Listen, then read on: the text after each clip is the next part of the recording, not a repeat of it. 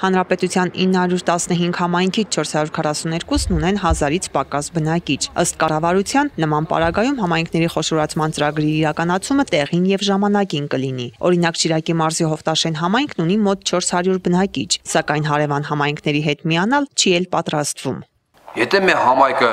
ունի սեփականություն, եթե մեր համայնքը հողի հարգերը նորմալ ժողովուրդը փակվում են, եթե մեր համայնքը կորած եւ կորձանված չէ, ես չեմ հասկանում ինչ է նպատակը, ինչու մարեն ուզում խոշորացնել։ Հովտաշենի համայնքապետ Սեյրան Փիլոսյանի խոսքով ծրագիրն անիրատեսական է։ Դրա իրագործումը կտանի դեպի համայնքների ոչ թե խոշորացում, այլ կործանում։ Տունը տան վրա չի լինի, գյուղը գյուղի վրա։ Հին ու թևավոր խոսքն է մեջբերում գյուղապետը։ Երկու աղբեր են իրար հետ ապրում են, վերջում մեծանում են նորից չէ։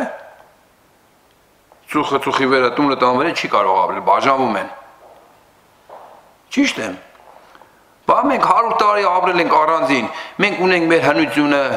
մեր եկեղեցին, մեր գյուղը, մեր տունը, ինչու մար իմ Հովտաշենի համայնքը, ինչու մար կործանեն։ Եթե համայնքների խոշորացման ծրագրից դժգոհում է մոտ 112 ծուխ ունեցող համայնքի ղեկավարը, նրան չի զիջում նաև 610 ծխանոց եւ 2574 բնակիչ ունեցող Հռոմի գյուղապետը։ Ըստ նրա, եթե 13 աշխատակցից բաղկացած գյուղապետարանը մի կերպ է հասցնում գյուղի հոգսերը հոգալ, ապա խոշորացման դեպքում հարց կառաջանա նաև աշխատակազմի ընդլայնման հետ կապված։ Այն բանին եմ հագյով, որ չենք կարողանում, էլի մենք մեր համայնքի հոգսերը չենք մեր փոքր համայնքի հոգսերը, ասենք Հռոմ համայնքի 13 աշխատողը չի կարողանում, որ Հռոմ համայնքի հոգսերը լիարժեք կատարել։ Ու մնաց ասենք արդեն 2-3 համայնքի հոգս կարողանա կատարել մեր գյուղապետը։ Եթե այսպես ասած վերևից եկած հրամաններն ու որոշումները գյուղապետերը ստիպված են կատարել, ապա նույնը չի կարելի ասել համայնքների բնակիչների համար։ Վերջիններիս տրամադրվածությունը լուրջ է եւ խնդրին այլ կերպ են նայում։ Յուրաքանչյուր համայնք իր կերտած պատմությունն ու գործունեությունն ունի եւ գրչի մեկ հարվածով այդ ամենը վերացնելը գյուղաբնակներն անարդար են համարում։ Եթե 3 համայնք միանա իրար հետ, իր 3 տնտեսություն չէ, իհարկե խնդիրը կա։ Իհարկե գյուղացու համար կդժվարանա։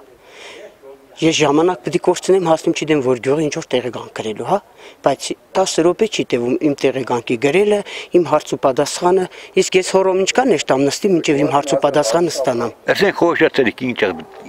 այդ մանդրից ինչ հաշք տանք, որ խոշորից ինչ հաշք տանք։ Ով եղավ ղեկավար, բնական է առաջի հերթին իր համայնքին գնային, կողքի համայնքներին չի նայե։ Այդից բացի ես հեռավորություն կասեն, գնալ գալու հարցն է, միջհամայնքային ճանապարհները լավ չեն։ Այդ ահագին բաներ կա, այլ հարցեր կա, որոնք որ խոչընդոտում են համայնքների խոշորացմանը։ Բնակչության թվից կախված դոտացիաները փոքր են։ Այդ փոքր դոտացիան խոսքի իմ Հռոմին պետք է միանա Հովտաշենը, որը ունի 3 միլիոնանոց բյուջե, իսկ Հռոմ համայնքը 3 միլիոնով մի հատ ջրագիծ է կառուցում։ Հիմա ամբողջ այդ Հովտաշեն համայնքի պրոբլեմը վերցնել Հռոմ համայնքը, նույն այդ փոքր 3 միլիոնանոց դոտացիայով շատ ձեռնտու վայրանք չէ։ Ես չեմ հասկանում մեր երկրի իշխանությանը ինչը կբերի առաջ, ինչը կփոխե։ Ամ ինչն են անում դնում, որ փոխում են գյուղերը։ Ինչու մարեն ուզում խոշորացնեն։ Թե ինչ կփոխվի համայնքների խոշորացումից դեռ պարզ չէ, իսկ մինչ այս պահը ծրագրի իրականացման նպատակով հստակ քայլեր չեն ձեռնարկվել, չնայած այն բանին, որ տարեսկզբին կառավարությունը որոշել էր հանրապետությունում մեկնարկել համայնքների խոշորացման պիլոտային ծրագիրը։ Ալա Բաղդասարյան, Խաչատուր Գևորգյան, Ազդարար։